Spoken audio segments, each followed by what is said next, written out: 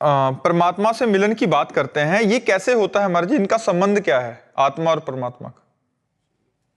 एक शीशा रख लेते हैं सामने, तो एक प्रेमानंद से दूसरे प्रेमानंद का मिलन कैसे होगा? दो प्रेमानंद दिखाई दे रहे ना, तो जिसे आप आत्मा कहते हैं वही परमात्मा है, जो परमात्मा है वही आत्मा है। लेकिन जो दो प्रतीत हो रहे हैं उसका कारण शीशा है, दर्पण है बीच में, उसे हटा दीजिए, अब एक प्रेमानंद रह गया। तो देहाभिमान रूपी दर्पण में वही परमात्मा अपने को भूल करके वो जीव रूप हो गया।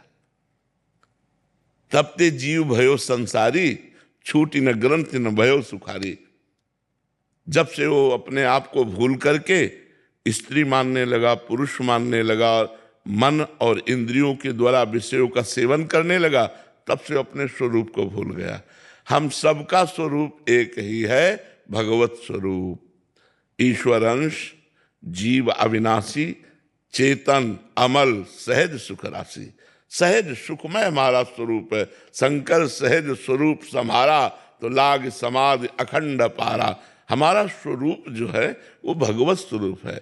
कहने को आत्मा और परमात्मा है, लेकिन परमात्मा ही आत्मा है और आत्मा ही परमात्मा है, इसमें कोई अंतर नहीं है। अंतर माया का है। अहंकार रूपी दर्पण हटा कि परमात्मा के सिवा कोई है ही नहीं।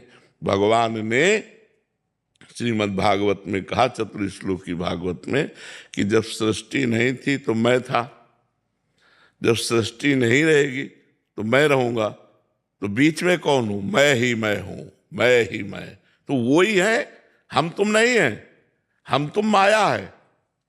हम तुम शरीरों को लेके बोल रहे हैं ना, हम और तुम शरीरों को लेके बोल रहे हैं ना, लेकिन स्वरूप में एक ही है। अब जैसे ये एसी और हाइड्रोजन दोनों का अलग अलग कार्य है।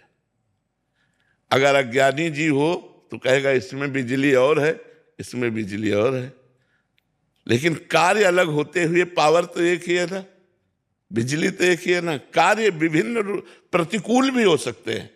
जैसे एक ठंडी हवा दे रहा है तो आप लगा लो हीटर, तो वो गर्म हवा देने लगेगा, लेकिन गर्म और ठंडी हवा यंत्र के कारण दे रहा है, पावर एक ही है। ऐसे एक दुष्ट राक्षस घोर विनाशी स्वरूप और एक साधु महात्मा घोर शांत स्वरूप, लेकिन दोनों में पावर एक ही है। खोपड़ी खोपड़ी के कारण, अंतःकरण के कारण उसका स्वभाव अलग अलग दिखाई दे रहा है। परमात्मा एक ही है, वही आत्मा है, वही परमात्मा है। जब खूब हम भगवान का भजन करते हैं, अच्छे आचरण करते हैं, तो हम बच जाते हैं माया के आक्रमण से और हम भगवान को प्राप्त कर लेते हैं। नहीं तो बहुत कठिन है, और आजकल तो और कठिन है। बड़ा पाखंड, बड़ा दंभ, बड़ा नाटक चल रहा है। भजन को बचा पाना बहुत कठिन बात है, बहुत कठिन बात है, बहुत कठिन बात है।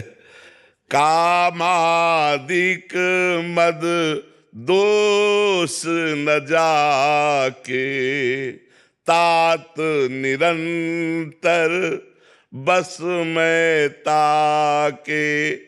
ये चौपाई बहुत जोर की है।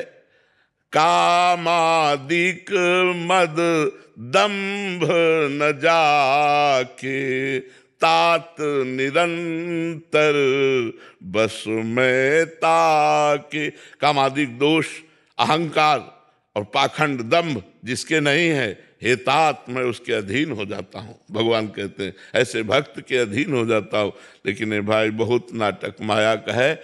जो गुरु चरणों का आश्रय लेकर दैन्यता पूर्वक शास्त्र आज्ञा के अनुसार भजन करेगा वही भगवान को प्राप्त हो पाएगा। अन्यथा माया की धूल उसकी आंखों में ऐसी लगेगी कि कंचन कामिनी में कहीं ना कहीं किसी खाई में पड़ा मिलेगा, या कंचन में या कामिनी में या कीर्ति रूपी खाई में पड़ा मिलेगा। वो भगवत मार्ग में नहीं चल सकता। बहुत कठिन भगवत मार्ग है। इस पे तो वही चल सकता है जो सुदृढ़, धैर्यवान, तितिक्षु, सहनशील, चाहे जितना कष्ट पड़े अब भगवत मार्ग नहीं छोड़ने वाले, ऐसा चल सकता है। जो सहनशील है, नहीं तो भगवान की बड़ी विचित्र माया है। बड़े बड़े अच्छे साधकों को नाटक में फंसा लेती है माया। और वो भूल जाता है कि मेरा लक्ष्य क्या था और कहाँ से कहाँ फंस जाता है। इसलिए गुरु के चरणों का आश्रय लेकर जो भजन करते हैं वही निकल पाते हैं, दूसरा फंस ही जाता है इस माया में।